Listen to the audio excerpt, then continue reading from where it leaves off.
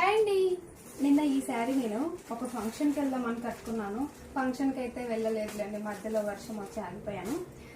So ఫంక్షన్లో కొంచెం style చేద్దామని మంచి శారీ కట్టుకున్నాను.